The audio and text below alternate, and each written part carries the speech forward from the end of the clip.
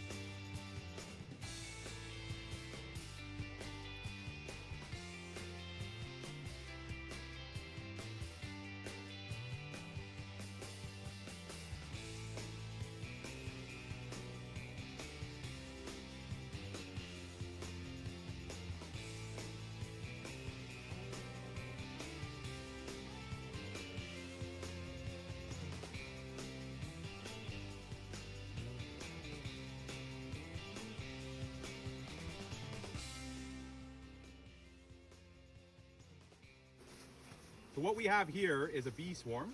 I'm about to put it in this hive here. Ready?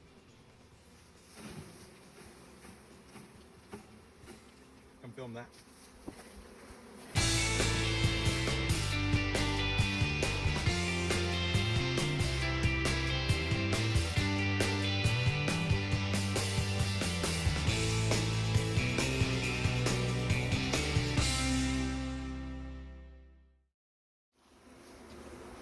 Okay, so we've dropped our swarm into this hive. We've got 10 frames in this bottom box. This top box was just empty so that we can catch it.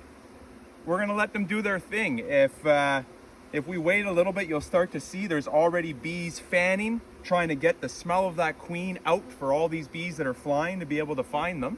And then we're gonna let them do their thing, get comfortable, and probably tomorrow night, we'll relocate this hive back into the apiary and treat it as one of our original colonies. So I hope you enjoyed the video, and until next time.